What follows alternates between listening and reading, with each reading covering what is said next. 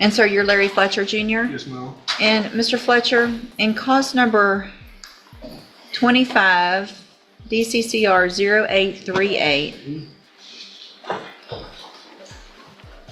you're charged with the second-degree felony offense of aggravated assault with a deadly weapon from September 18th of 2024. And what that means is that if you go to trial and you're found guilty, the range of punishment is between 2 years and up to 20 years in prison. Do you understand? Aggravated assault with a deadly weapon. That's not your average bar fight. It's a serious second-degree felony. One wrong move, and Larry's looking at 2 decades behind bars. Think. Yes, ma'am. In cause number 25, DCCR 0839, you're charged with the second-degree felony offense of manslaughter from September 18th of 2024. And what that means is that if you go to trial and you're found guilty, the range of punishment would be between 2 years and up to 20 years. Do you understand? Yes, ma'am. And then finally, in cause number 21, so we've got a motion to revoke probation in that one. Okay. So what I do is just go through the motion at this point. I think Mr. Holman. Manslaughter. That's when intent meets tragedy. You didn't mean to kill, but someone still ended up dead. The same date, same night, the court's about to decide whether it was an accident or something far darker. Said that he would rather proceed on the MTRP first. Well, the MTRP is based solely on these allegations. So it would be a whole trial. Yeah. Additionally, if the MTRP was adjudicated prior to this case going to trial, arguably it could foreclose an application for probation by the defendant. So Yeah, That, I'm not worried about that, because if it, either. no, I guess I just don't want to.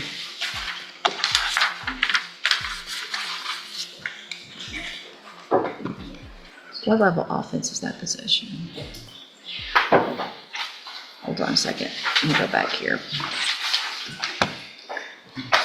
Second degree.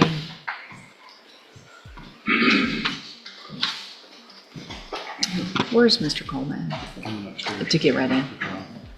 I mean, a lot of times I want to do the motion first, just because it depends on what the allegations are. I don't want to try to have to find 2 days for a hearing and hear all the evidence that we're then going to have to turn around and potentially hear in a trial if it's not likely to be dispositive.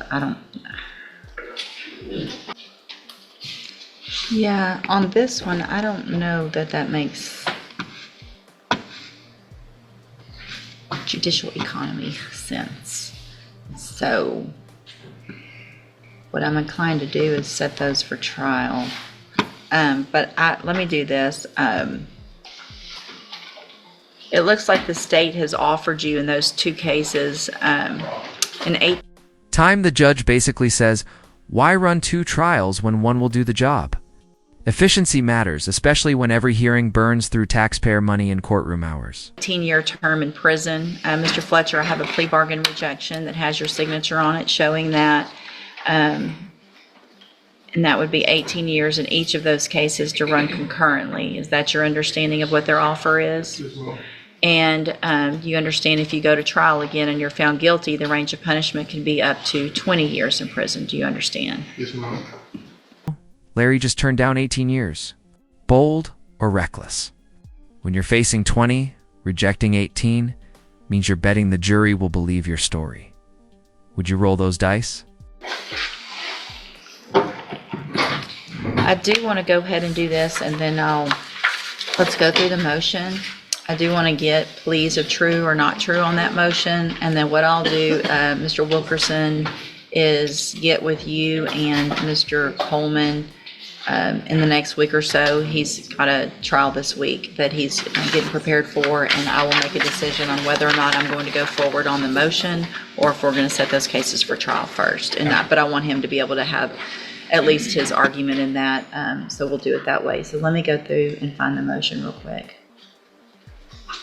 And Mr. Fletcher, would you please raise your right hand? Do you swear or affirm the testimony you're going to give in this hearing will be the truth, the whole truth, and nothing but the truth? Yes, ma'am. Thank you. You can put your hand down.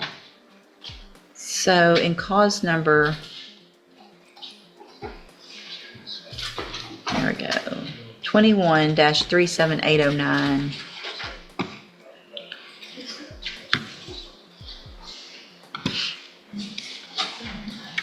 I have a motion to revoke your unadjudicated probation. Shows that you were placed on probation October 11th of 2021 for the second-degree felony offense of possession of a controlled substance, and that was a 5-year deferred probation. Is that correct? Yes, ma'am. It alleges that you violated your probation. Count 1 alleges that you committed the offense of manslaughter on September 18th of 2024, and is that true or not true? Not true. Count 2 alleges that you committed the offense of criminally negligent homicide September 18th of 2024, and is that true or not true? Not true. Count 3 alleges that you committed the offense of aggravated assault with a deadly weapon September 18th of 2024, and is that true or not true? Not true. Count 4 alleges that you committed the offense of possession of marijuana. Interesting, he denies everything except the marijuana charge. That tiny true might seem harmless, but it's enough for the court to yank his probation. One small admission can unravel your entire deal. Watch how that plays out. On July 4th of 2023, and is that true or not true? True. Count 5 alleges that you committed the offense of unlawful carrying a weapon on July 4th of 2023, and is that true or not true? Not true.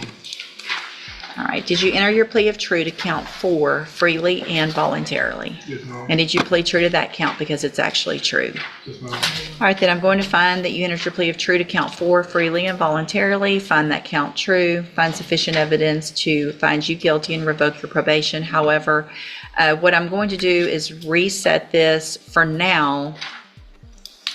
Just make a note for me to decide what I'm resetting it to and put it on my desk, and I'll get in.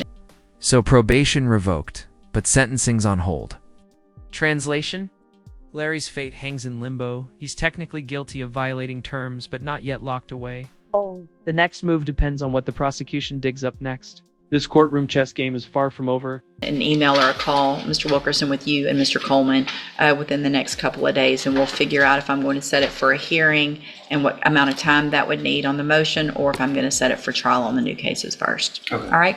And we'll stay in touch with Mr. Wilkerson and your bondsman, and they'll let you know when you need to be back, and he'll let you know what it's going to be for and all of that. Yes, ma'am. Okay? You're free to go. We need a print, please.